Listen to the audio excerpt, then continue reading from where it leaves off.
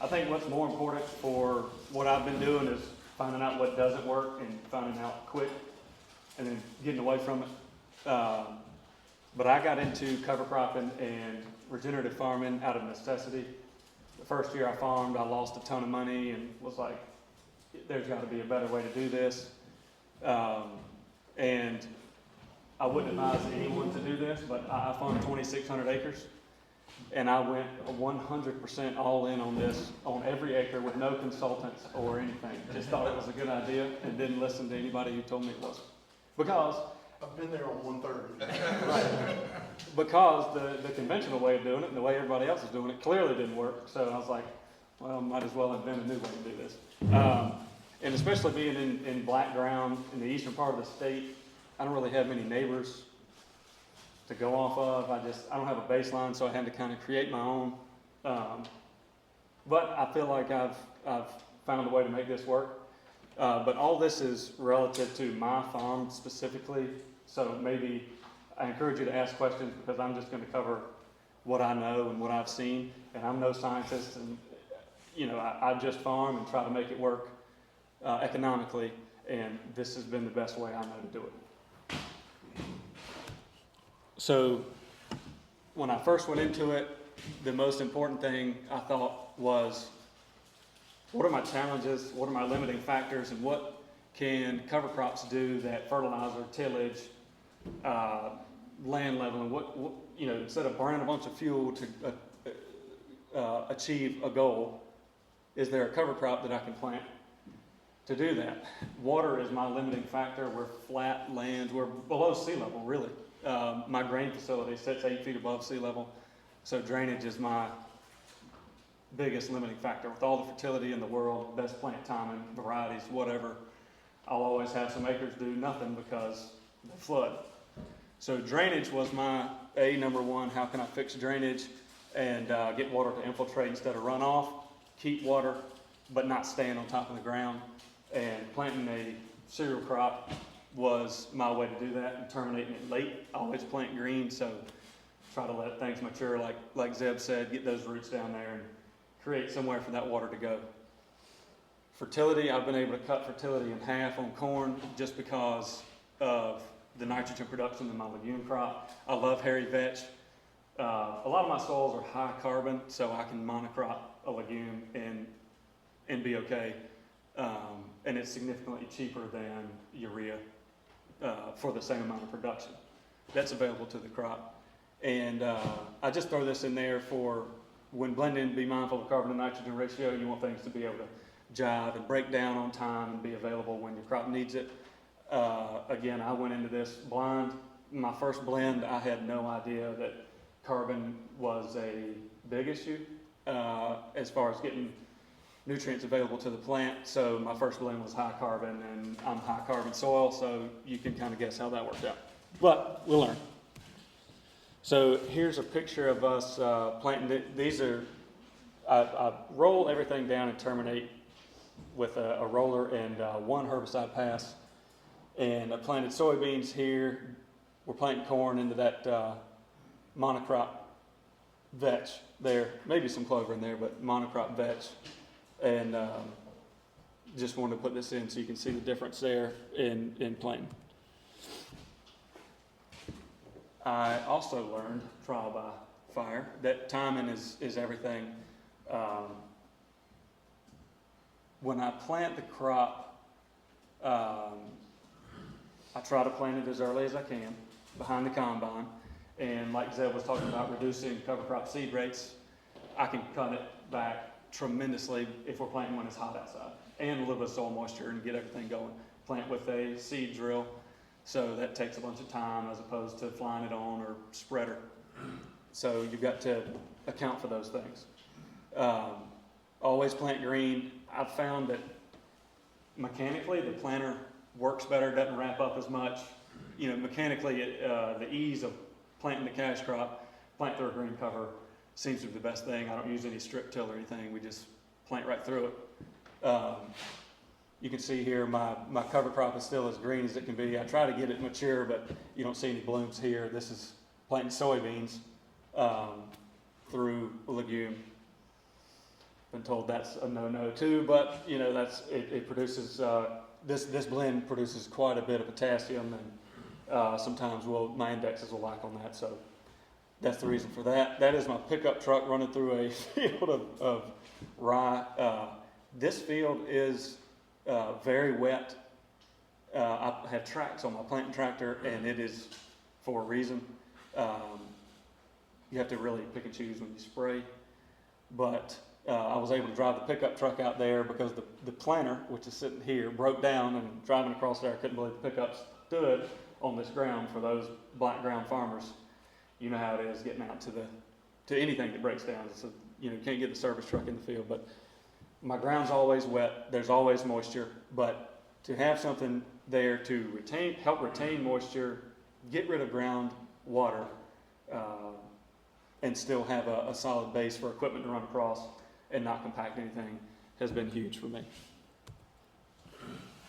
There was a question about biologicals. Before I started cover crop in that second year, I contacted a bunch of people about biologicals: seafood, hydrolysate, compost tea, and algae has been the newest one. I apply algae 3 times throughout the season, and I'm a huge fan of that. I have some data on that, and I recorded it on FieldView this past year, and it all got deleted somehow. I don't know, but I saw the data. It was good data, and again, a cheaper alternative to nitrogen. Again, I've been able to cut nitrogen back quite a bit. This stress mitigation point here was key this year. This is the top of the soybean plant, and you can see that the top is just loaded at a time when we didn't have moisture. So somehow I was able to compensate for the lack of moisture, and I do believe I picked up quite a bit of yield at the end of the season because of that. And there was ground that I didn't treat with the biologicals. I always like to have a check. And the soybean yield the difference was significant, the difference was almost so much that I didn't really want to count the data, but because I thought there was something else at play there. Same variety, same field, but it's like 27 bushels different. I don't know what to chalk that up to, but Jay, I think that's what the biological micro is doing, is making nitrogen available later in the season for soybeans. Because I've seen the same thing, the top plant being loaded a lot more, whereas plants that didn't have micros would tend to run out of nitrogen. Mm-hmm. I'll speak to that on the weight of the plant, the weight of the soybeans. They seem to be more dense. Corn the same. If you cut back on synthetics, that's what I've seen. Don't know if it's true or not. Like I said, this is what's happening on my farm, and it shows up from time to time. This is the Metagrow. I'm going to go back here. Metagrow ST, compost tea out of California. Got hooked up with these guys. I talk to the owner from time to time, just see what's coming out, what's new. I credit that for most of my nitrogen replacement, aside from cover crops. But the first year I started applying Metagrow, I cut back on fertility, and the most 32% was the source of the nitrogen. The most that I applied was 80 units per acre.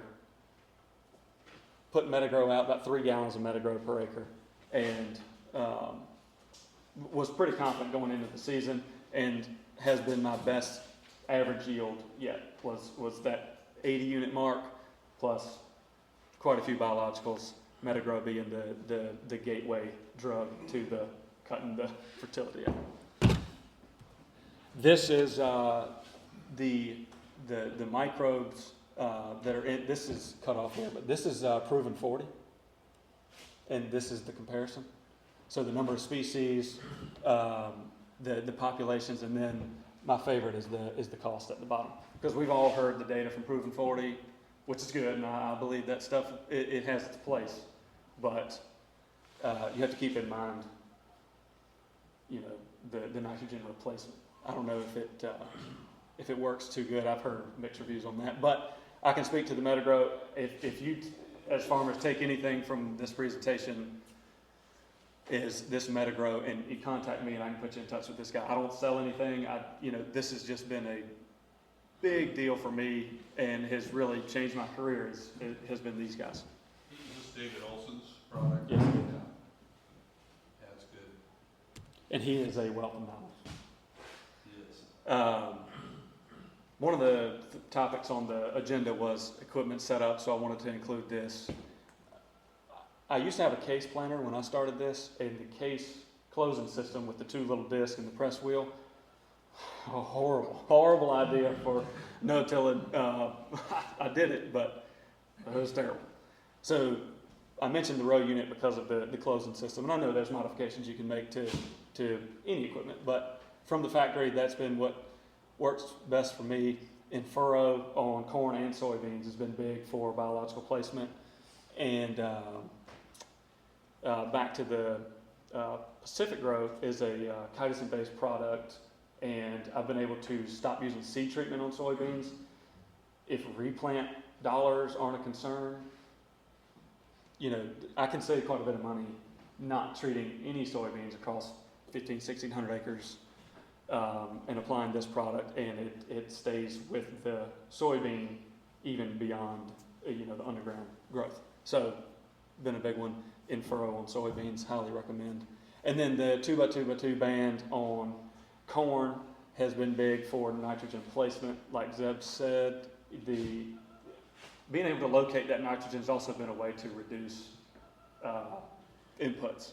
I used to be broadcast, and then you get in a pinch and you broadcast some at side dress or whatever. But I've learned that locating nitrogen has been key, and using a liquid source instead of a dry also has some savings. All right, I send my soil test to the Regen Ag Lab in Nebraska. I know Lance, the owner. We talk all the time. He comes to Carolina to bear hunt, loves it. This is a text from Dr. Rick Haney, who developed the soil test. I didn't make this graph. That's not me. But this is a screenshot of a text message from him. I include this because, I have barely any idea what any of this means. But what I'm doing is working, is what it shows. To me, you need some confirmation that what you're doing is working. To me, this is that. So this is an average of all their soil tests, Haney tests coming in, and we're there. Again, I've only been farming regeneratively for 4 years, and I've been able to fast track this because this soil is 42% organic matter soil with a 5.5 pH. So things are breaking down really quickly. So keep that in mind. But I'm not that good of a regenerative farmer, but but low pH is a factor, and water again slows things down a lot. But on a given year, we can really, do 10 years of processing in a year, really comparing soils. But anyway, thought I would include that because what I'm doing seems to be working for me. Soil health indicators, I put in here where the rubber meets the road is yield efficiency. My goal going into this was to maintain yield. I didn't really care about increasing yield really at all. Honestly, the higher output, if I'm yielding 250 bushel corn, that's that many more truckloads that got to run through my grain facility. If I can be as profitable on that acre, but maintain yield, it's a win, like I said. But I've been able to maintain that yield over the last 4 years, cut nitrogen by half, haven't applied lime for 2 years, only having to spray herbicide once, and that was only to terminate the cover crop. I'll roll the cover crop down to compress all of this biomass down to a mat. And so there's no post-emerge herbicide in my program. I have it in the warehouse in case I need it, because I'll be the first to tell you that if bugs move in or if weeds come up, I will spray them. But because first things first. But I've been successful with compressing that cover crop down and no-tilling through it to get that mat, not applying post-emerge herbicide. Not only is that a cost savings, but it protects my soil biology from those pesticides. So, not a knock on pesticides, we could get into that, but from a cost saving standpoint, yield saving standpoint, and protecting what biology I have developed and kept over these years, not spraying is a good thing in my opinion. Another note with the herbicide reduction is conventional corn. The seed guys hate me for it, but I'll always ask for the conventional corn because I've seen the yield increase actually compared to the traded version. But one of the things that I attribute to insect reduction is Brix levels, and I do know that out of the bag before it's even planted, conventional corn has higher Brix levels than traded corn. So through that, applying sugar, I haven't applied insecticide in 3 years. Again, it's in the warehouse, but I haven't had to do it, and that's been one of my favorite findings is you go scout and there's, extensions putting out newsletters. We've got disease or insect pressure moving into the area. I'll go scout, and it never shows up. So pretty cool. But that's a $60,000 seed savings on my operation. Big. And I'm not even spraying the Roundup. So, the double pro trait or the Tricepta trait be what I'm paying for. And again, I don't have any need for it because my crops are protected, or they're protecting themselves. So, and then on-farm testing is key. That's been my calling card. I try to use as much technology and as much data as I can, but at the end of the day, getting out there, scouting your own farm, using check strips, you can learn more for your operation, on your operation, because no farm is the same. And that's been my biggest thing for finding what works. This is my contact information. Like I said, that Metagrow stuff, I'd love to put you guys on it. It's changed my life. But yeah, I'm just a farmer, not selling anything. So just call me if you have any questions. If you need anything, I'm always available and happy to help anywhere I can. Wish I could help guys local to me, but looks like I'm the lone wolf for now. But we'll see. They all think I'm insane. I have cows. I'm the only livestock producer in the area, so I'm grazing. There's some ground that I graze that's 53% organic matter, and they're like, what?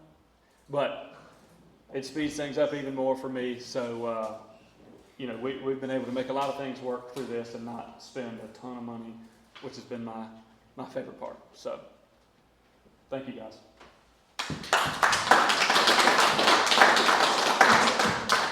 Okay, we probably got a couple minutes for questions. I was going to ask, are you grazing cattle and cover crops before planting cash crops, or is that kind of a separate thing from your cash crops? So it used to be separate, but I've been able to increase the number of head I can run by rotating the entire herd onto cropland in the winter once that cover crop gets established. So the timing aspect of it, if I can plant cover crop behind the combine, get it established, in August or early September, by the end of October, by Thanksgiving, everybody's out there grazing.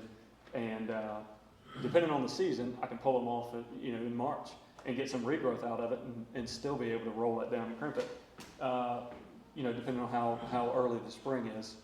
I don't think this will be one of those years, but past couple of years have been successful doing that. But yes, I do graze the cover crop, and it has helped with hay costs, feed costs on the cows.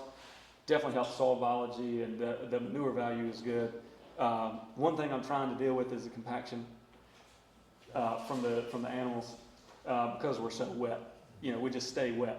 So just trying to work through that. I've planted through it the last couple of years, and it's been okay, but I could see that being an issue on a given year if I'm not careful with it.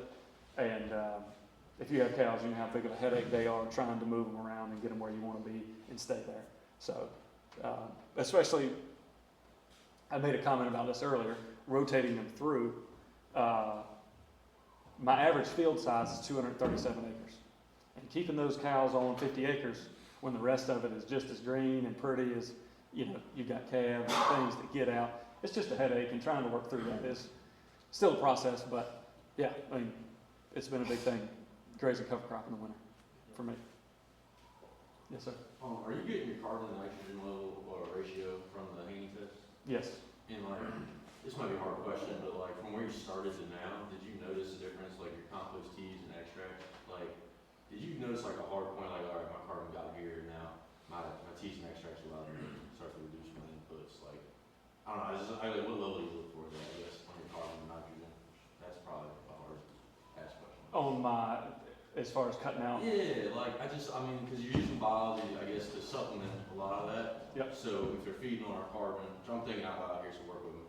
So if they're feeding on the carbon, does your carbon and nitrogen get to a certain level where, you know, my microbes are now very, very productive, I guess?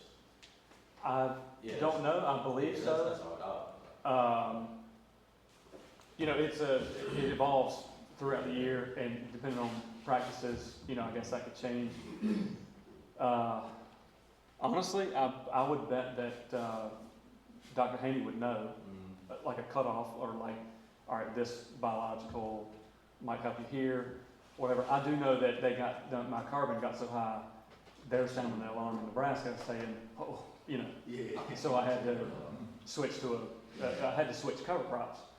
That didn't slow me down on biological Does stuff. your Haney test like give you recommendations on there? Like basically, if I just get my carbon and nitrogen, it's like, all right, how do I know if I got? Yes, they do. You can either, I believe so, you can either ask for recommendations on anything in particular, none at all, or depending on what crop you're planting. Yeah, Sweet, thank you. yeah.